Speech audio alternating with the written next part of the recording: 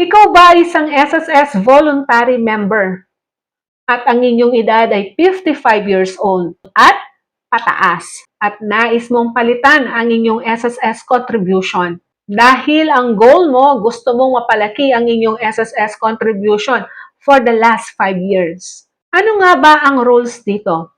Yan po ang ating sasagutin sa video na ito.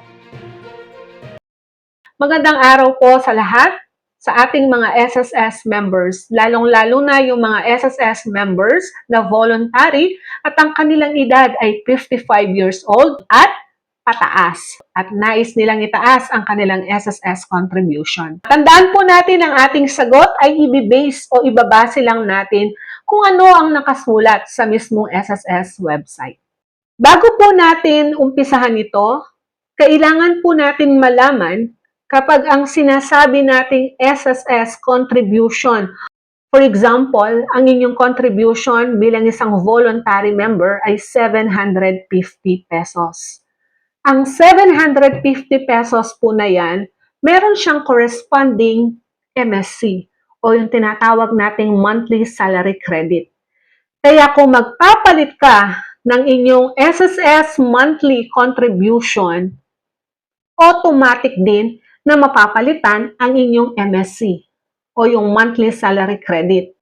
Kasi nga, yung contribution ninyo may naka-align na MSC. Ganito po yan. Tignan natin yung mismong table ng SSS para sa voluntary member. Kung mapapansin po ninyo yung table na ito po yung SSS Table of Contribution effective January 2025. So yan na po dapat ang ginagamit nating SSS Table of Contribution ngayong 2026. At sa last 2025, dapat nakapattern na dyan ang inyong hulog. Ito po yung sinasabi ko. Kung makikita nyo sa taas, meron siyang monthly salary credit. At sa total dito, meron tayong 5,000. Kung titignan natin po yung 5,000 pesos, ang hulog ng miyembro ay dapat 750 total. Ibig sabihin, kung ang inyong hulog ay 750, ang MSC ninyo ay 5,000. Ngayon naman, kung ang hulog mo ay 825 pesos, so ang magiging monthly salary credit mo ay 5,500.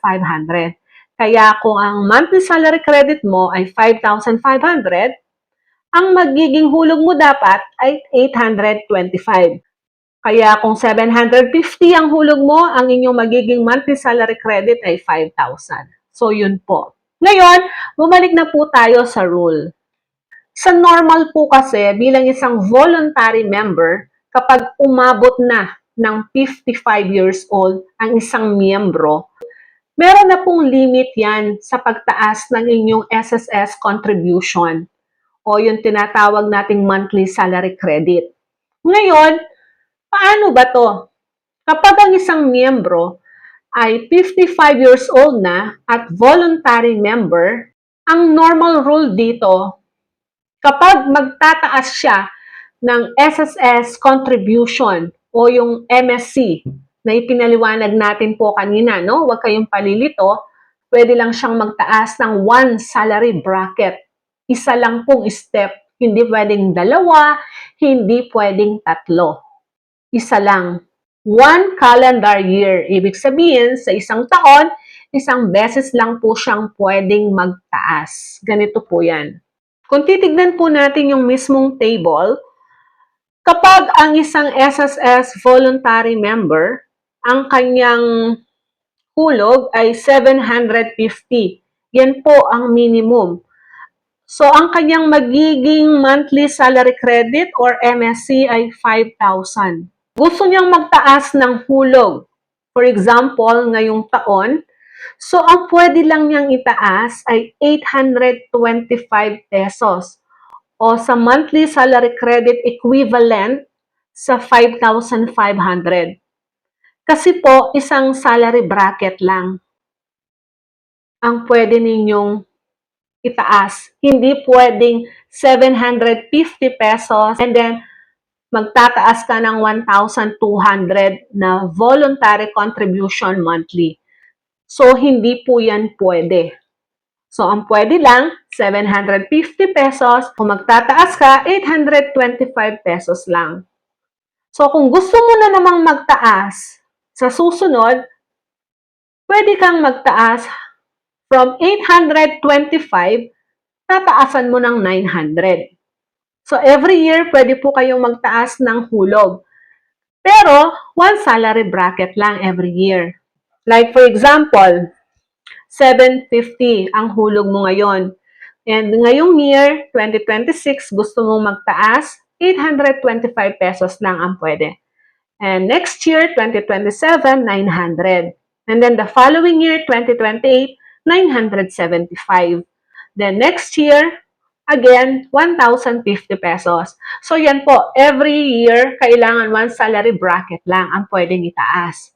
Kung kayo ay 55 years old at pataas. Below 55 years old, pwede po kayong magtaas kahit ilang brackets. O balak ninyong itaas ang the last 5 years ninyo na pinaka-maximum, huwag niyo pong gagawin ito kung kayo ay 55 years old na dahil may limit nga po.